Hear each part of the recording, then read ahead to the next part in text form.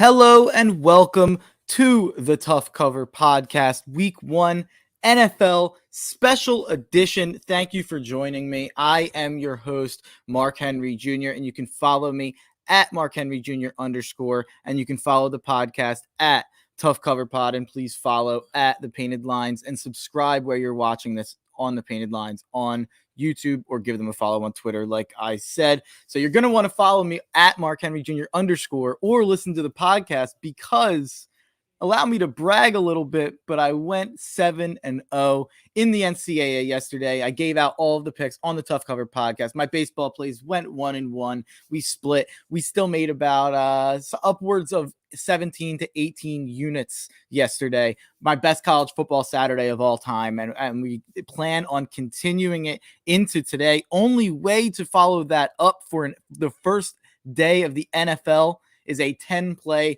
NFL card, hopefully chock full of winners. I have a parlay and I have 2 teasers that I gave out on Thursday that finished today as well. I will go through those, and I will go through my stayaways that I'm not touching this week in week 1 of the NFL, trying to, let some teams show me what they have before I bet on such an unknown quantity. So we're going to go through my top 10 plays on the week 1 NFL slate, and they're all in the 1 o'clock schedule. So we're going to start off where the money is. The Philadelphia Eagles. Painted Lines, a Philadelphia company here. I know a lot of you guys that are going to check this out are Eagles fans.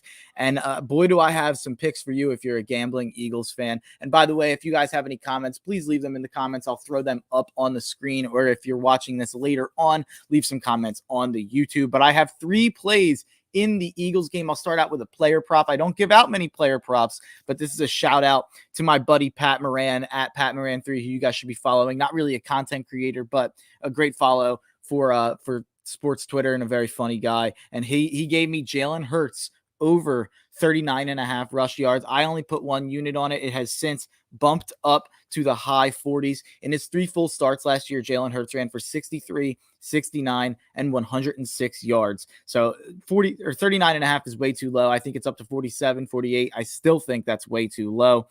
So I think that this is a bet that's going to settle up in the high 50s, low 60s later on in the season when Vegas regulates its actual rushing total game to game. I would still take it. I'm glad I got it at 39.5, and I wish I hit it harder. But to move on to my favorite bet in the game, it's the over 48 Eagles Falcons for 3.5 units. I think this is a 31-28 type game, and I think it could even go even higher. This could be a 35-31 game. This could be a really, really high-scoring affair. The main concern for me for the Eagles in this game is how their secondary will deal with Calvin Ridley and Kyle Pitts. I don't have very much confidence in covering either one of those guys, especially Kyle Pitts with linebackers or safeties. I'll be really interested to see how they cover Kyle Pitts, which is something I talked about with Shane Haff on our episode this week of Chalk Talk, which you guys should go check out on the Painted Lines YouTube channel. But that's my main concern for the Eagles, so that obviously plays in well to an over. I don't see a blowout either way here, which also, as you guys know, if you've listened to my basketball shows, my football shows, anything of the sort, I always say close games breed overs. Both teams hired new head coaches who were offensive coordinators. I expect Arthur Smith and Nick Sirianni to try and get creative today in their first game. They're also both going against defenses with real exploitable holes. The Falcons with their team speed on defense, and the Eagles with their secondary. So those are definitely exploitable holes. I'm also not at all afraid of the Falcons pass rush. I don't think the Falcons will be able to run the ball, so they'll have to pass the ball. And that leads me to my pick on the game, which is Eagles plus 3.5. I believe in Jalen Hurts and Devonta Smith.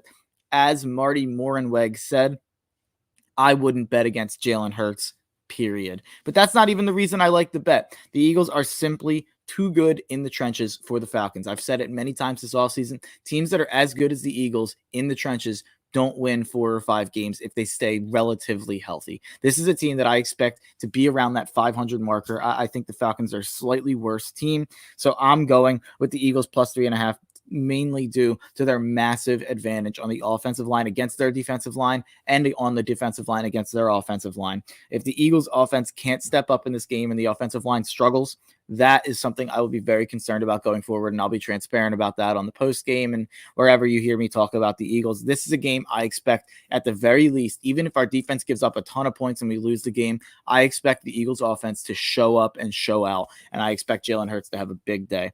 So moving on to my next play in the NFL, I have the Jacksonville Jaguars -2.5 at the Houston Texans for 2.5 units. I'm putting my money where my mouth is. I had Jags over 6.5 wins. I had Jags winning 9+ games this year. And a big part of that was those two Texans wins, which I looked at as guarantees.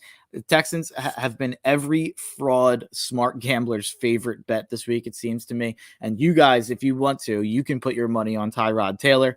I will put my money on Trevor Lawrence, DJ Chark, Marvin Jones, Laviska Shenault. I think they have a really underrated receiver core there in Jacksonville for Trevor Lawrence to work with. The Texans were bottom 5 in rush defense in every single metric last year. James Robinson is going to be a top 5 running back in fantasy for week 1, in my opinion. So watch out for that. Watch out for those weapons that I talked about. The public is 61% on Jacksonville, which is crazy because everyone I see on Twitter, Action Network, The Score, anything that there is gambling on, everyone likes the Houston Texans.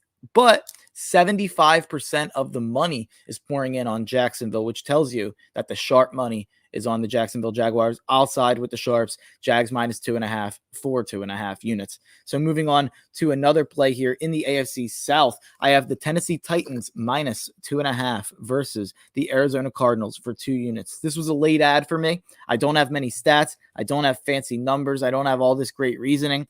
I was on too many road teams. Sometimes you look at your slate, you have all road teams. Sometimes you try to find a home team that you like. That was Tennessee for me. Also, I don't know why I wasn't on this earlier. The Titans are a Super Bowl contender, in my opinion, while the Cardinals are a below 500 football team. I know that J.J. Watt, A.J. Green, all those splashy moves, a lot of splashy additions for Arizona. I know that they have Kyler. They have DeAndre Hopkins, who they added last year. But I'll go simply with Mike Vrabel over Cliff Kingsbury all day long. I think Tennessee -2.5 is a solid bet over Arizona. I know it's at 3 in some places. You can still get it at -2.5 at around -115 in some places. I like getting that hook at -2.5. So moving on to my next play, another late ad, over 47.5 in Steelers Bills for 2 units. This was a late ad on my part. I initially had 8 plays on my card, added the Titans, which I just talked about, and this over. I know the Steelers D is good. The Bills pass rush is much improved. The weather could be very bad, gusty winds, rain, whatever it is.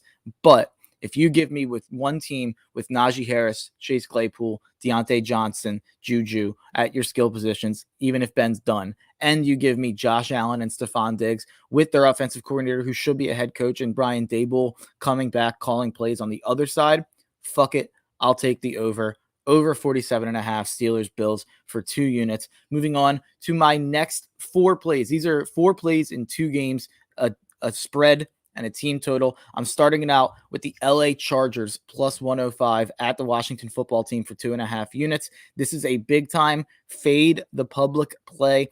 Everyone loves Washington to get off to a good start with a win. Everyone loves their defense. To me, the Chargers are just a better team, and they have a lot to be excited about on defense as well, with a healthy Bosa and Derwin James and some of the additions that they've made this offseason. Justin Herbert finally gets a real coaching staff after dealing with the worst NFL coach in my lifetime in Anthony Lynn in terms of in-game decision making. I know that defense on Washington is good. I think Chase Young is a future Hall of Famer, but I don't believe in Ryan Fitzpatrick. I don't think he can be the game manager that Washington needs. Too many turnovers, too many short fields, which leads me to my next bet in this game, which is a team total, LA Chargers team total over 21.5 at the Washington football team for 2.5 units. I just said why I like it.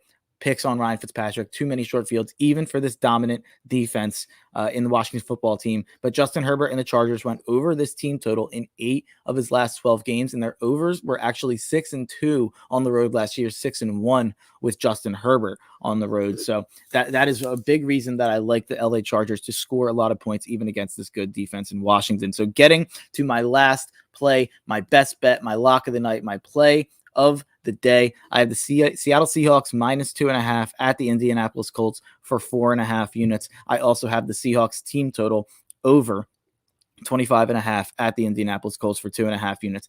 I know Seattle isn't the same team on the road, but this may be deja vu for, this may be deja vu for Carson Wentz. I think that their O-line, their receiver core might be a downgrade from where the Eagles were last year, to be quite honest. And it was awful, and they were a big reason why he was awful. I know Frank Reich's a smart coach and a smart play caller, and if anyone's going to get Carson Wentz right, I get why it would be Frank Reich, but I just don't believe in those skill positions. I don't believe in their offensive line, and I don't believe in their ability to hang with Seattle and to score with Seattle. So, which you have to do. I mean, if you're not going to win this game 20-17, in my opinion, which especially early in the season against Seattle, which leads me to my next bet, which is Seahawks team total over 25.5 at the Colts for 2.5 units. There's a reason Russell Wilson is always the MVP at the halfway point of the season. Seattle starts hot. In 2020, they scored 27 plus in their first 8 games and in 9 of the first 10. In 2019, they scored 27 plus in 8 of their first 10 games. Pete Carroll lets Russ cook, and it airs it out to start the season. They always get an itch to run the ball late in the season, but to start the season, they air the ball out. I love the Seahawks both ways here, -2.5 for 4.5 units, and Seahawks team total over 25.5 for 2.5 units. I'm going to give out my parlay, and then I'm going to talk about a couple of my stayaways. I see this comment from I Stay Hustlin' 24. It sounds like a Brian Colangelo burner account. I like the name. But I'm going to give out my plays and recap my plays at the very end, so stick around. I'm going to go through my parlay and then my stayaways and what I would do if I had to bet on them, and then recap my card at the end. So my parlay, I gave out my teaser on Thursday, which was Tampa Bay money line, hit both of them. San Fran money line and LA Rams money line. My other teaser was Tampa money line, Green Bay +2.5, LA Rams money line. I won't touch too much on those because they already started, so you can't get them. But my parlay that I did make was Eagles money line, since I already took them +3.5 and I took them to win the game anyway. So why not throw them in a parlay since they have that juicy plus money? Chargers money line +1. They're my next favorite underdog, technically a 1.5 2-point dog. And then I put that with 49ers and Rams money line, just like my first teaser. So now hopefully those 1 o'clock bets hit. 49ers hit, and that leads me having a bunch of money on LA Rams money line as a huge favorite, even on the money line. So that gets me through that parlay. And my stayaways, there's 5 games I don't have a take on this NFL slate. The New York Jets at the Carolina Panthers, the Sam Darnold revenge tour against the Jets. I don't know which way this goes. I was more impressed than I expected to be by Zach Wilson in the preseason, or else I may be on Carolina. Carolina's offense and their defense, in honesty, on paper, is playoff ready. I just don't believe in Sam Darnold. So if I had to make a pick, it would be Carolina, but I'm staying away from that game. Minnesota at Cincinnati, that's another game. I actually have no idea what I would do here. Minnesota probably wins the game. We don't know what we're going to see out of Joe Burrow. Jamar Chase can't catch the ball, so who knows? I guess I would go Minnesota, but I'm staying away from that game. I don't trust Kirk Cousins. And then one of the games of the day, Cleveland at Kansas City. Kansas City, 5.5, 6-point favorite. This isn't a game I'd want to touch. If I had to, it would be Cleveland. I would try to take their money line, try to see maybe Kansas City just doesn't care as much to start this season. And then Miami at New England. This is a bet I liked all offseason. I thought Miami was going to win week 1. I wanted to bet against Cam Newton. Belichick made a smart move going with Mac Jones. I'm not even sure what Mac Jones is, but I am sure Cam Newton's not a starting NFL quarterback in 2021. So I think they made the right call going with Mac Jones. It kind of scares me off.